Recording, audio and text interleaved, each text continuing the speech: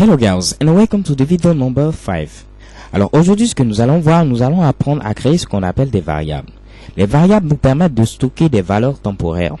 Alors ces valeurs seront amenées à changer tout au long de l'exécution du script. Ok? Voyez les variables un peu comme des présidents. Les présidents sont amenés à changer au cours de l'évolution de l'humanité, à moins que le pays soit dirigé par un dictateur. Ok? Sinon les variables c'est comme des présidents. Les valeurs sont stockées de manière temporaire et amenées à changer au cours de l'évolution de notre programme, au cours de l'exécution de ce programme. Ok. Alors pour créer une variable en JavaScript, il faut simplement utiliser le mot-clé var et mettre ensuite le nom d'une variable. Le nom d'une variable, c'est tout simplement une suite de lettres et de chiffres qui doit forcément commencer par ici une lettre. Donc une variable ici, le nom d'une variable plutôt ne doit pas commencer par un chiffre, mais doit commencer ici par une lettre. On peut également utiliser ici underscore pour débuter le nom de la variable ou utiliser ici le $. Mais nous allons simplement utiliser des lettres pour être vraiment simple. Ok. Bon, ensuite il faut rajouter ici l'égalité et je mets un chiffre. Je vous explique rapidement ce que cela signifie. Alors le mot-clé var ici permet de dire que nous allons créer ici une variable, donc déclarer une variable pour être plus strict dans le jargon informatique. Donc on parle de déclaration de variable et ici on va également affecter la valeur 2 à la variable. Donc on déclare la variable ici ma variable et on va mettre à l'intérieur de cette variable ici la valeur 2. Ok.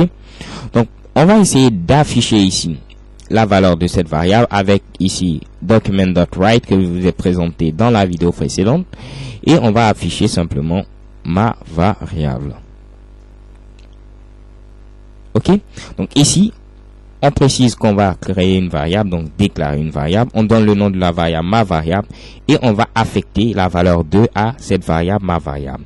On utilise ainsi ensuite plutôt document.write pour dire que nous allons ici écrire ici la valeur de ma variable dans notre document. Ok. Actualisons dans le navigateur, check et bam, on voit ici bel et bien apparaître ici 2. Ok. Donc n'oubliez pas, on déclare simplement une variable avec le mot-clé var, on met le nom de la variable et si possible, on fait une affectation. Alors l'opération que je vous avais présentée, on pouvait la faire en 2 lignes. Donc d'abord ici, je déclare ma variable. Ensuite, qu'est-ce que je fais? Je vais affecter la valeur 2 à ma variable. Donc pourquoi pas, je vais affecter ici du texte à ma variable. Ok. Donc on peut affecter soit des nombres, soit du texte. Pour l'instant, on va faire simple.